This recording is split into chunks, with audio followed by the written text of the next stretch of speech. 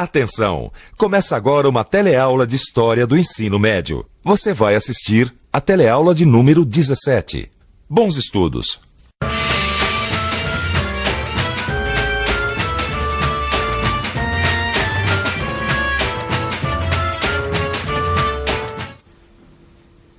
Navegar é preciso. Viver não é preciso. Você já deve ter ouvido essa frase em algum lugar. Esse era o lema dos antigos navegantes, principalmente portugueses. Você vai entender por que eles diziam isso assistindo a nossa teleaula de hoje. Nossa teleaula vai mostrar o que estava acontecendo no mundo um pouco antes da famosa viagem de Pedro Álvares Cabral até a nossa terra. Você vai viajar através de mapas e imagens e conhecer a Rota das Especiarias. Vai navegar pelos caminhos da África e das Índias junto com os navegantes portugueses. Você está pronto para embarcar nessa viagem? Então se liga que a nossa teleaula vai começar agora.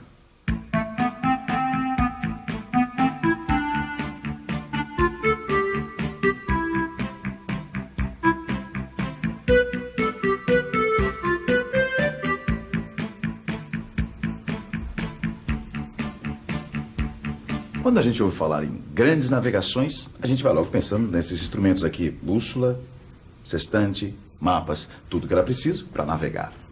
Mas para a maioria das pessoas, navegar era preciso por outros motivos. Para quem não era marinheiro, navegar era importante por causa disso aqui, ó: arroz, laranja, damasco, figos, pau-brasil, algodão e as famosas especiarias: cravo, canela, gengibre, pimenta e açúcar. Por mais incrível que possa parecer, as pessoas um dia se aventuraram no mar por causa de coisas hoje tão comuns pra gente, como a pimenta, por exemplo. E olha, os portugueses foram mestres em se aventurar pelo mar. Esse aí é o mar que os portugueses atravessaram para chegar até o Brasil, o Oceano Atlântico. Você vai ver que esse oceano tem um papel muito importante para a época que nós estamos estudando. Os portugueses têm uma relação muito antiga com o mar, desde o século XII. E você sabe, o século XII é o período de tempo que vai do ano de 1101 até 1200. Desde aquela época, desde o século XII, os portugueses do litoral vivem como essas pessoas que estão trabalhando aqui, do comércio. No resto da Europa, a situação era diferente. A maioria da população vivia da agricultura, mas a atividade comercial começava a se expandir, principalmente entre as cidades italianas de Gênova e Veneza com os países do Oriente. Pela localização dessas cidades, dá para ver que elas já tinham uma grande vantagem no comércio por esse mar aqui, o Mar Mediterrâneo. É claro que a boa situação geográfica ajuda muito, mas ela não é tudo. Os comerciantes de Gênova e Veneza tinham uma outra vantagem para fazer esse comércio: as boas relações com os povos do Oriente, principalmente através dos muçulmanos. Resumindo, por causa das suas relações e da sua localização geográfica, as cidades de Gênova e Veneza eram intermediárias de todo o comércio entre o Oriente e a Europa. E os lucros que os comerciantes italianos tinham eram enormes, porque eles compravam as mercadorias do Oriente por um preço e vendiam para o resto da Europa por um preço muito maior. Século XIII. O comércio começa a se expandir também no norte da Europa. No Mar do Norte e no Báltico, os navios vêm e vão de um ponto para o outro para apanhar peixe, madeira, peles e couros. O mais importante centro desse comércio é a região de Flandres. Pelo mapa da época, nós podemos ver as rotas ligando Flandres às cidades italianas do sul. Há uma enorme quantidade de artigos produzidos no norte que é negociada com os produtos do Oriente. O lugar onde isso acontece se chama Champagne, uma região localizada no Reino da França. É ali que se realizam as grandes feiras anuais. Você já imaginou o comércio numa feira sem moeda? Vamos conferir para ver se dá certo. Quantas laranjas a senhora quer em troca de um pé de alface? Laranja num pé de alface? Aqui nós não costumamos trocar. Rapaz, laranja por carne, laranja é muito barata e a carne é mais cara. Eu não posso trocar. Eu dou 3 laranjas por essa sandália. Não vale. 4. Também não vale. Aí eu não posso saber se dá certo, né? Essa bicicleta é introcável. Pois é, dá pra ver que sem moeda fica difícil fazer negócio. Por isso, na época que nós estamos estudando, a moeda foi valendo cada vez mais. E pouco a pouco foi aumentando o poder da burguesia. A burguesia da época era a classe dos comerciantes, dos banqueiros e dos artesãos. A burguesia era o grupo social que possuía riqueza em moeda e que morava nas cidades. Naquele tempo, as cidades eram conhecidas como burgos. Fica fácil perceber que a palavra burguesia tem origem no nome Burgos. O historiador Léo Huberman escreveu uma coisa muito interessante sobre o comércio nessa época em que a burguesia começava a crescer. Olha só o que ele disse. No centro da feira, pesavam-se, avaliavam-se e trocavam-se muitas variedades de moedas. Negociavam-se empréstimos, pagavam-se dívidas antigas. Aí, os banqueiros da época efetuavam negócios financeiros de tremendo alcance. Suas operações cobriam negócios que se estendiam por todo o continente. Entre seus clientes contavam-se papas e imperadores, reis e príncipes, estados e cidades. Século XIV. As coisas começam a mudar. Seria natural pensar que no século XIV o comércio iria crescer mais ainda. Só que não é isso que acontece. No caso do século XIV, o que acontece não é um avanço, é um recuo. Estamos em pleno século da fome. Guerras devastam a Europa, entre elas a famosa Guerra dos 100 Anos. Os campos são abandonados e a temida peste negra está matando 1/3 da população da Europa. Com as guerras, as rebeliões e as epidemias, o comércio entre o norte e o sul da Europa fica muito prejudicado.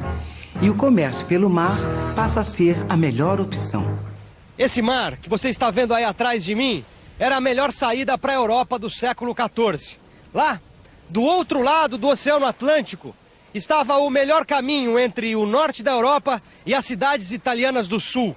E no meio do caminho estava Portugal. Portugal se tornou a passagem obrigatória dos navios que iam e vinham entre o norte da Europa e o sul da Itália. Em outras palavras, o que estava acontecendo era o seguinte: o centro comercial da Europa estava se deslocando do mar Mediterrâneo para o Oceano Atlântico. Portugal soube tirar vantagem dessa situação e já no século XV pôde partir por uma empreitada muito mais importante: a conquista de novas terras, novas fontes de comércio e para a exploração de novas riquezas. O primeiro alvo da expansão portuguesa foi a cidade de Ceuta, no norte da África. Ceuta era um importante centro de comércio de mercadorias de luxo orientais e de produtos africanos, como o ouro e o marfim. Além disso, a conquista de Ceuta significava para os portugueses uma vitória contra os grandes inimigos dos cristãos naquela época, os árabes, também chamados de mouros.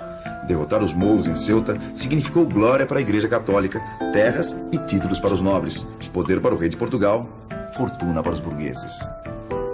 E para os marinheiros e soldados portugueses, a conquista de Ceuta significou a perspectiva de uma vida melhor e mais cheia de aventuras. Depois disso, os portugueses continuaram sua expansão por outros pontos da África. Os portugueses começaram sua expansão nas Ilhas da Madeira e dos Açores. O próximo alvo foi o litoral africano. Mas isso não quer dizer que os portugueses pretendiam conquistar a África. O que eles queriam era estabelecer relações comerciais com os chefes africanos para conseguir ouro, marfim e principalmente escravos. E assim eles foram se expandindo rumo ao sul da África. Olhe bem, aí está a África. Observe como pouco a pouco a chegada às Índias por via marítima foi se tornando possível. No ano de 1488, Bartolomeu Dias e os seus marinheiros conseguem contornar e vencer finalmente o Cabo das Tormentas, que depois dessa muda até de nome, vira Cabo da Boa Esperança. 10 anos depois, em 1498, a esquadra do navegador Vasco da Gama chega a Calicut. Calicut era um importante porto de especiarias controlado pelos muçulmanos. Estava então aberta uma nova rota para as Índias, mais rápida e mais barata. Para as cidades italianas e para o norte da Europa, começava a decadência. Para Portugal, era o início da fama, fortuna e poder. Mas fama, fortuna, poder não dependem só de sorte. Dependiam naquela época muito disso aqui. Dependiam de saber navegar. Sair pelos mares naqueles tempos era uma aventura tão complicada quanto ir para o espaço nos dias de hoje. Para que os portugueses conseguissem trazer as especiarias de volta a Portugal por esse caminho, eles tinham que sair daqui com tudo na mão. Tudo que eu digo está aqui. Os mapas, com as suas rotas de navegação.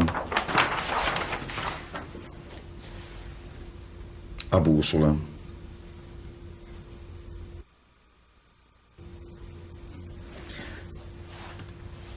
O sextante. Para sair pelo mar, era preciso saber navegar. E saber navegar significava conhecer os instrumentos de navegação. Mas olha, não foram só os instrumentos de navegação e o espírito de aventura que ajudaram os portugueses a dominar o oceano. A participação do rei nesse processo foi muito importante. Montar uma esquadra exigia anos de preparação. Era preciso ter capital e capacidade para formar o pessoal técnico. Por isso, o comando desse processo tinha que ficar nas mãos do rei. Era comum que o próprio rei ficasse no porto esperando as caravelas que vinham da Índia e da África. Afinal de contas, ele precisava ver como andava o seu negócio. E agora, você precisa rever tudo que aprendeu na nossa teleaula de hoje. E atenção, se liga aí que é hora da revisão. Na teleaula de hoje, você viu que as rotas do comércio se desenvolveram na Europa no século XIII. E que com a crise das rotas tradicionais do comércio, Portugal soube aproveitar sua posição geográfica privilegiada para estabelecer uma nova rota de comércio até as Índias pelo Oceano Atlântico. Você também viu que para se aventurar no mar era preciso conhecer e dominar as técnicas de navegação. E que o dinheiro para se fazer isso dependia do poder do rei. A coroa portuguesa foi a grande financiadora das navegações. Você deve estar se perguntando, se os portugueses eram tão bons navegadores, como é que a América foi descoberta por Cristóvão Colombo, que era um genovês financiado pela coroa espanhola? Não é? Essa é uma boa pergunta. Mas a resposta vem na próxima teleaula. Até lá.